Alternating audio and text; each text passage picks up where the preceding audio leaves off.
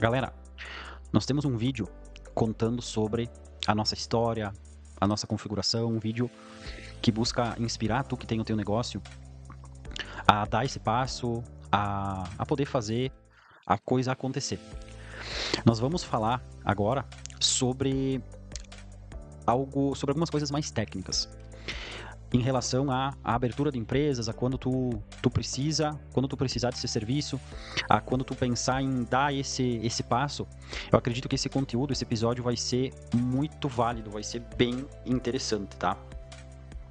Então, assim, muita gente chega para nós com a sua ideia, o seu projeto, e eles vêm para entender como que funciona entrar nesse mundo, como que funciona formalizar, como que funciona registrar este bebê empresarial. Porque tu ter uma empresa é como tu ter um filho. Ele vai precisar, a criança, o filho, quando nasce, ele precisa de uma série de cuidados. Precisa de roupa quentinha quando é frio, precisa de um ar mais fresquinho quando é muito calor, precisa comer, precisa colocar essa comida para fora para que tudo funcione certinho. Ele precisa fazer suas necessidades, ele precisa das roupinhas, da comida, ele precisa descansar. Uma série de coisas que a gente cuida, a gente organiza para que não falte para aquela pessoinha que recém nasceu. E a gente quer o melhor, óbvio, dentro das nossas condições, a gente vai fazer e vai proporcionar o melhor para aquela pessoinha que está ali, para que ela cresça, se expanda, se desenvolva e seja muito feliz e seja muito saudável em todos os aspectos. Não só no aspecto físico, no aspecto mental, financeiro, emocional, espiritual, enfim, a saúde plena é todo esse combo, né? Com uma empresa não é diferente. Não é diferente porque nós temos a nossa ideia que ela inicia lá na nossa cabeça, lá na nossa imaginação, no nosso desejo de que aquilo possa ser bom para nós, assim como uma pessoinha que vem ao mundo, ela nos traz muitas alegrias e muitas coisas boas, muito conforto, muita felicidade, uma bênção, né? A gente quer que aquela nossa ideia também seja isso para nós e para as outras pessoas, através da nossa atividade. Então a gente tem que pensar e olhar para isso. E uma coisa que eu percebi, me dei conta, é que como a gente olha para as coisas, a forma como a gente enxerga as coisas é que determina todo o resto. Então, se a gente olhar para esse desafio como algo difícil, como algo em que a gente vai reclamar, como algo que é injusto, porque eu vou pagar um monte de imposto, porque todo mundo não quer que eu vá bem, né? Os clientes, meu Deus, esse tipo de cliente, tudo vai olhar de volta para nós da forma como a gente olha para aquilo. Então, se a gente achar que aquilo é difícil, aquilo vai ser difícil. Se a gente achar que aquilo não tá bom, aquilo não vai tá bom. Eu tenho N clientes que eles têm muito patrimônio. Eles têm casas, terrenos, carros. Eles têm do bom e do melhor. Mas eles nunca estão satisfeitos com a própria vida. Então é porque é a forma como eles olham para isso.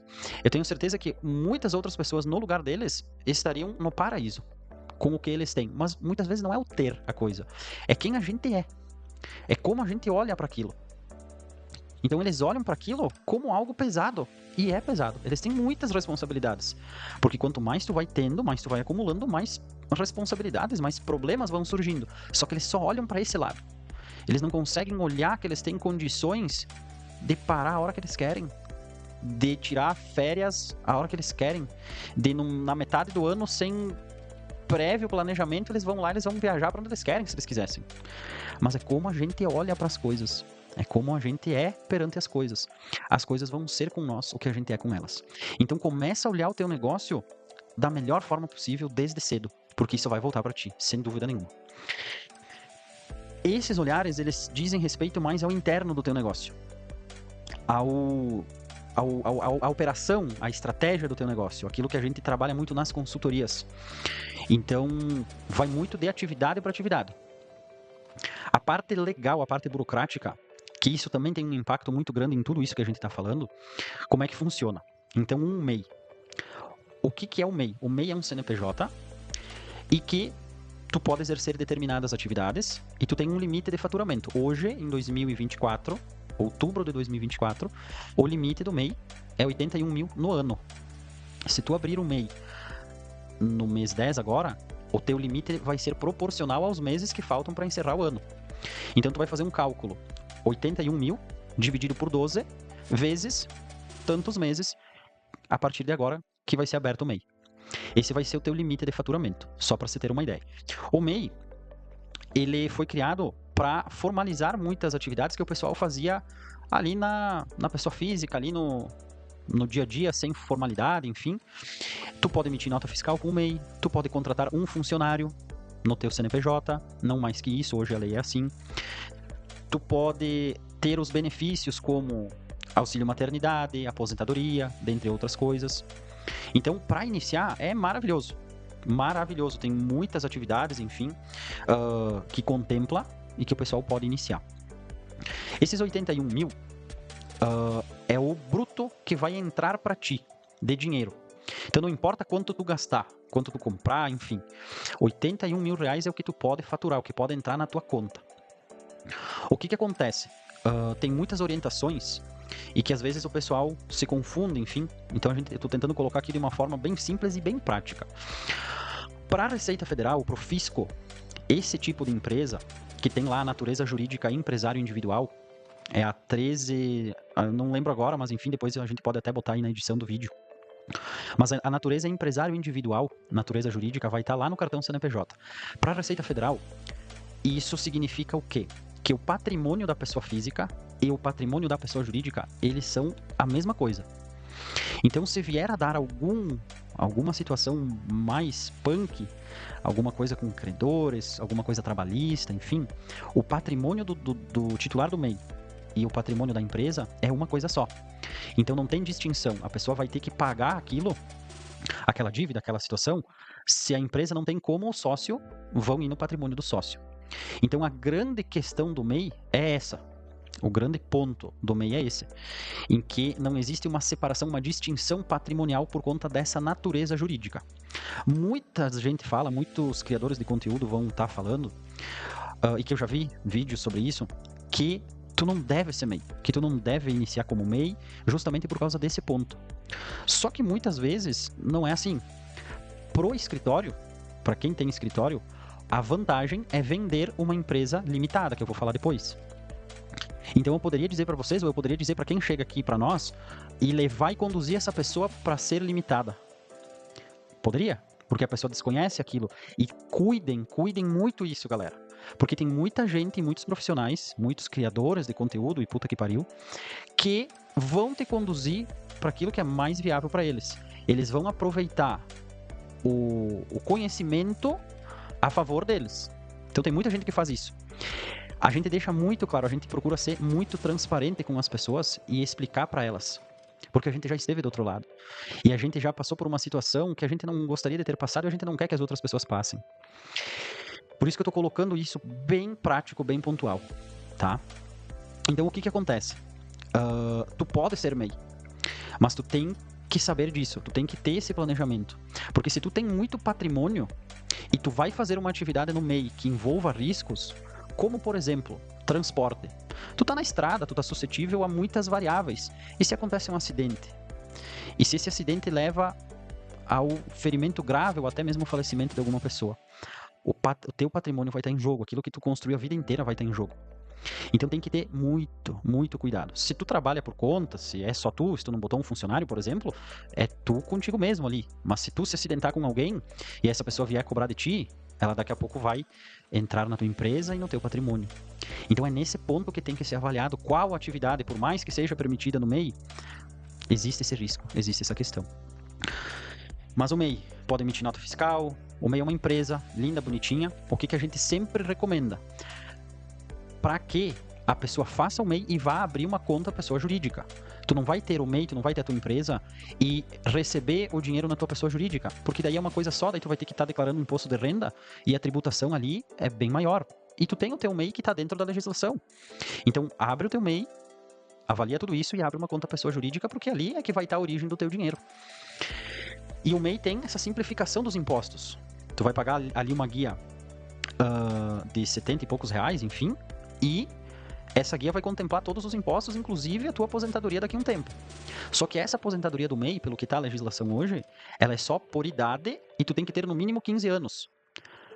Se tu tem todo um histórico, tu tem que pagar um a mais por fora para não perder esse tempo. Então tem que avaliar bem tudo isso, tá? Tem essas possibilidades todas, mas tem esses detalhes que precisam ser avaliados. Então, conversa bem com a pessoa que vai estar te ajudando para abrir o MEI, tira essas dúvidas para que tu possa ter a melhor assistência ali dentro da tua realidade, dentro da tua situação. O que acontece? O MEI para iniciar é maravilhoso, mas a gente sempre torce para que a pessoa extrapole o MEI, porque isso significa que a pessoa está crescendo, e crescer, tu está faturando mais. Tu vai pagar mais imposto para o governo? Vai, mas significa que tu está faturando muito mais. O governo leva uma parte só. Se essa parte é justa ou não é outra história, mas ele leva só uma parte. Só que quanto mais ele leva, é porque mais tu ganhou. E é uma virada de chave que se tem que ter em relação a isso, porque muita gente quer faturar mais e não quer fazer jus, não quer dar as contrapartidas para que isso aconteça. E a contrapartida de tu faturar mais é muitas vezes tu pagar mais imposto. Então, existem muitas manhas aí no meio que o pessoal busca muitas vezes para que, não, eu quero ganhar mais e não quero pagar mais. Mas aí é complicado. Daí mexe nas leis do equilíbrio de como as coisas têm que ser. Se é justo ou não o encargo, o percentual, a carga tributária que eles estão cobrando, isso é outra história. Mas se tu tá ganhando mais, se tu tá pagando mais, é porque tu tá ganhando mais. Então tenha consciência disso e seja muito grato por isso. Depois do MEI, vem a empresa Simples Nacional, ou a limitada, digamos assim. Não é a mesma coisa, tá? Porque tu pode ser uma limitada, que é a tua configuração jurídica ali da empresa, mas tu pode ser de um lucro presumido, de um lucro real, que são outros regimes de tributação que acho que não é o caso, porque dificilmente alguém inicia. Não é o caso de nós falarmos detalhadamente e aprofundar agora, porque ninguém inicia nesses regimes. Muito raros são os casos de quem inicia nesse regime, tá? É pela atividade e é pelo montante de faturamento, tem que ver se vale a pena, enfim, são outras questões. Quem está começando a empreender, que quer colocar o seu sonho, que quer abraçar a sua grandeza, geralmente vai começar MEI e depois do MEI vai para o Simples, tá? Então, assim, o regime tributário é o Simples Nacional. A natureza jurídica é a sociedade limitada. O que são essas duas questões? A natureza jurídica até então eram várias possibilidades. Então o empresário individual é uma natureza jurídica, o EIRELI era uma natureza jurídica, né, foi extinto agora. Cooperativas, enfim, sociedade por tempo limitado, não sei se é bem esse o nome agora, mas hoje a sociedade limitada é o mais comum. É muito raro tu iniciar ali um negócio ou tu transformar o teu MEI para sociedade, para Simples, e tu não ser uma limitada. O empresário individual, que é a grande questão da mistura do patrimônio, ele é muito, muito difícil de ser usado, a não ser que tu transforme o teu MEI e tu não mexa nisso. Mas daí eu acho que é burrice não fazer, né? Por conta da questão de distinção patrimonial. Quando nós vamos pro Simples, o que acontece? Deve ser feita uma alteração contratual. Tu é MEI e tu vai passar esse teu MEI para um Simples, para uma empresa limitada. Nessa alteração, tu vai mudar a tua razão social, as tuas atividades, se for o caso. Tu vai fazer uma série de trocas. O número do CNPJ permanece o mesmo, mas a razão social, enfim, atividades e tudo mais, pode ser modificado, e é inteligente que seja feito isso, porque se tu está no empresário individual, tu vai transformar a tua empresa numa limitada, tu vai trocar a natureza jurídica. Hoje é permitido a sociedade empresária limitada unipessoal, que é o que o pessoal permitiu, que a legislação permitiu, a partir de... Eu não vou lembrar o ano agora, sou bem ruim nessas lembranças de ano, de número de lei, enfim, eu só sei que pode e que dá hoje, tá? Porque anteriormente tinha o EIRELI, anteriormente era muito comum colocar alguém, o pai, a mãe, o tio, a esposa, o esposo, enfim, de sócio com 1% só para constituir uma limitada. Hoje não precisa mais. Hoje tu pode ser uma empresa limitada de uma única pessoa. Uma vez era a sociedade limitada, era de 2 ou mais pessoas. Hoje pode ser só você. Sociedade limitada unipessoal. Então, o limitada significa que o teu patrimônio ele vai estar distinguido, ele vai estar diferenciado do teu patrimônio pessoa física. Isso não significa que, dependendo da gravidade do acontecido, o fisco bata no teu patrimônio pessoal. mas é mais difícil, porque é limitado ao valor investido. Tu tem a tua responsabilidade, ela é limitada ao patrimônio investido na empresa. Então é basicamente assim que funciona, tá? Então tem que ter esse conhecimento, tem que ter esse cuidado. A tua natureza jurídica, então, estando transformada, e isso lembrando, galera, tô dando um exemplo de alguém que começou como MEI e fez a transformação para limitada, mas nada impede de tu abrir ou de tu ter que abrir uma empresa diretamente na limitada. Então vale a mesma lógica, a mesma explicação. Só o ato ele é diferente. Ao invés de tu transformar o teu MEI e manter o mesmo CNPJ, tu começou direto na limitada, como foi o nosso caso. Nós abrimos a empresa diretamente como sociedade limitada. E assim foi, depois foram ocorrendo alterações, enfim, tudo certo, tá? Mas é mais para que vocês possam entender a dinâmica da coisa. Tu sendo então ali a sociedade limitada, a tua tributação inicial vai ser o Simples Nacional. Então o que é o Simples? O Simples, dependendo da tua atividade, dependendo da faixa em que tu vai se encontrar no anexo que eles dizem, né?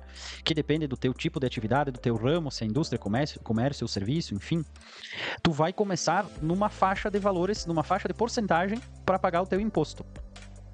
Geralmente, né, varia de cada ramo, cada situação é uma coisa, tem que estudar. Mas vou dar um exemplo geral para vocês entenderem a lógica toda, tá?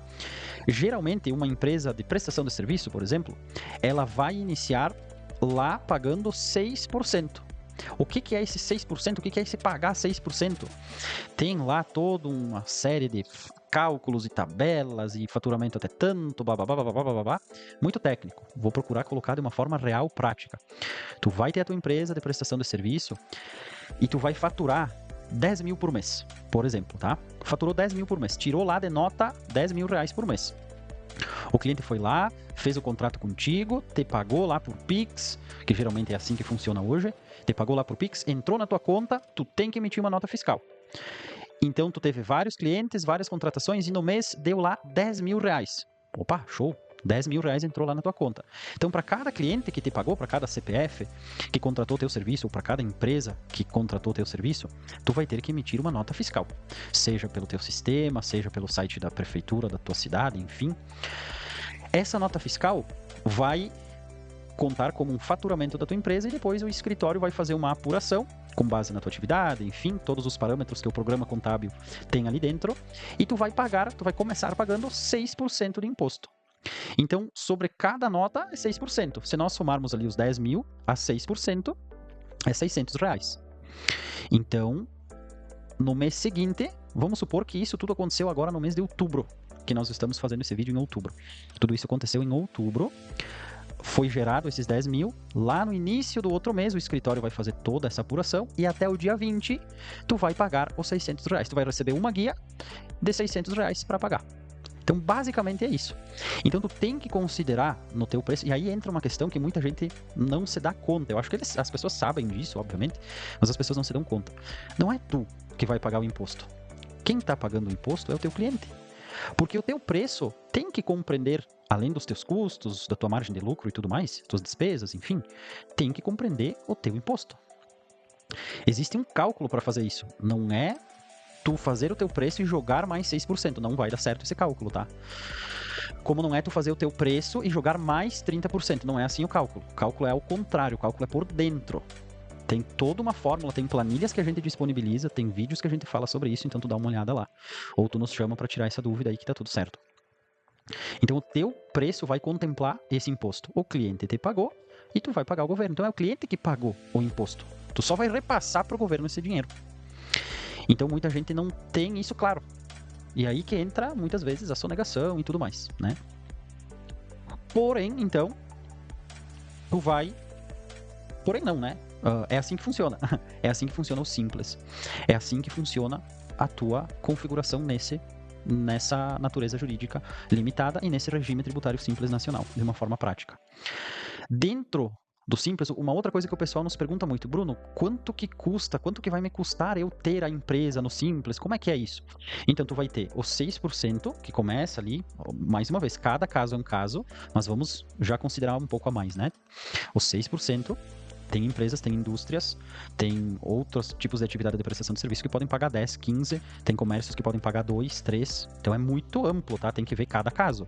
Mas eu tô fazendo o exemplo com os 6%, tá? Tu vai ter os 6% sobre a nota, tu vai ter INSS sobre o Prolabore, o INSS do Prolabore do sócio.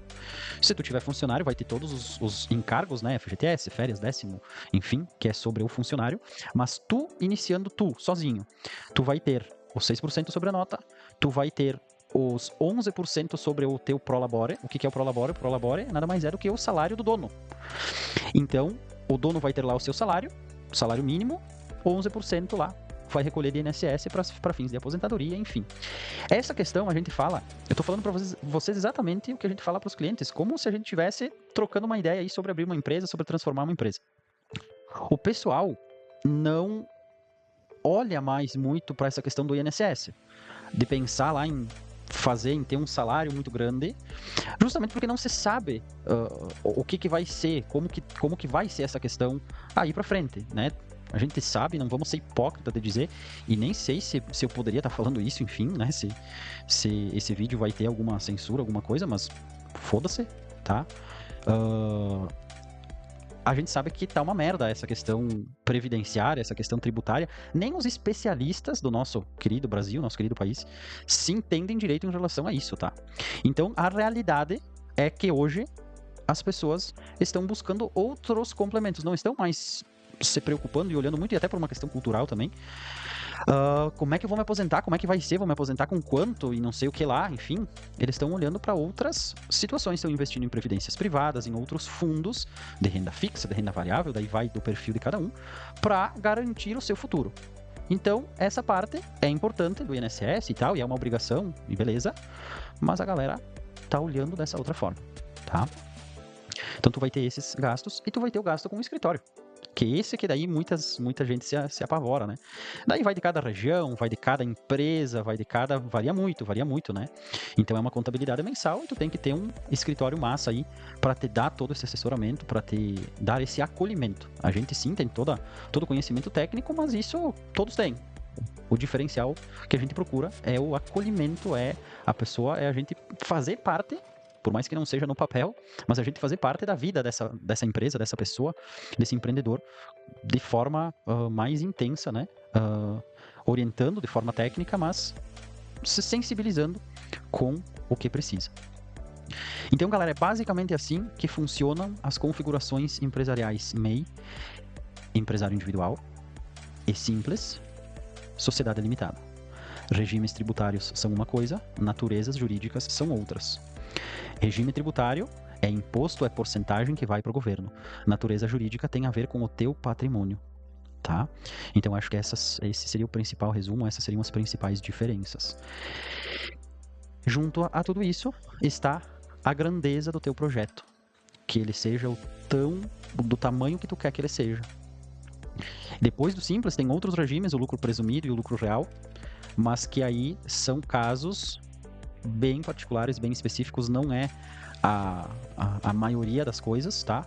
E isso daí vai muito do crescimento, do desenvolvimento do projeto de cada um, que também significa que se tu está em um desses regimes, é porque tu está faturando muito bem, é porque tu tem uma configuração bem grande, bem mais complexa, e também tem as suas vantagens e a sua gratidão por estar nesse nível, tá? Então, assim, pensem bem no equilíbrio disso tudo, porque tem muito empresário, e não sejam um desses, tá? Que eles não praticam essa questão do equilíbrio. Eles querem cada vez foder mais com o governo, porque eles acham que o governo foda demais com eles. E a gente sabe que sim, a realidade é essa, não vamos ser hipócritas, que o nosso governo, em muitos aspectos, é uma bosta. E eu não estou falando de partido A, de partido B. Eu não tenho partido, não tenho preferência política nenhuma. Porque, infelizmente, hoje a gente sabe que isso não existe. Existem extremos, é que nem time de futebol. Mesma coisa de time de futebol. Tem o cara que é do time A, tem o cara que é do time B. E muitas vezes não tem um respeito, muitas vezes tem uma emoção acima da lógica, né? E que deveria ser, na minha humilde e modesta opinião, um pouco diferente. Deveria ser algo não voltado aos interesses de quem tá lá, que a gente sabe que a galera faz as leis para eles muitas vezes. E, né? Deveria ser voltado ao interesse do coletivo. Mas, enfim, é o que temos e a gente tem que fazer o melhor com isso. Então não sejam como esses empresários que não procuram um equilíbrio, tá? Procurem um equilíbrio, porque daí o equilíbrio vai achar vocês. Se vocês estão indo bem, fiquem dentro do que é a legislação, fiquem dentro do que é o correto, tá? Como tem esses, tem aqueles que crescem demais, e daqui a pouco querem continuar a MEI. Então isso não existe também, porque tu tá freando o teu próprio desenvolvimento. Isso aí não vai interferir em ninguém, não vai fazer nem cócegas, né, nessa máquina obsoleta e podre do governo, enfim. Não vai fazer nem cócegas. Na verdade, tu vai estar se prejudicando, porque daí tu tá se apequenando aonde tu teria que estar crescendo, aonde tu teria que estar te desenvolvendo. Beleza? Galera, essa é a minha visão. Gostem vocês ou não, esse é o meu entendimento. E fiquem à vontade para gostar ou não gostar, aí é de cada um. Procurei ser o mais prático e real possível, sem blá blá blá de técnicas e legislações e puta que pariu, porque isso aí tá cheio de conteúdo assim, e é só vocês pesquisarem no Google, o Google vai dizer exatamente para vocês, a inteligência artificial vai dizer para vocês, mas aqui é a interpretação que a gente tem de uma forma prática. Então, acredito que isso vai agregar para alguém em algum momento, e fico feliz de poder ter feito esse vídeo. E ficamos à disposição sempre que vocês sentirem a necessidade de nos chamar para entender e nos questionar mais sobre os assuntos que a gente pode contribuir com vocês. Fiquem bem e busquem sempre o equilíbrio para uma jornada mais leve. Um abraço.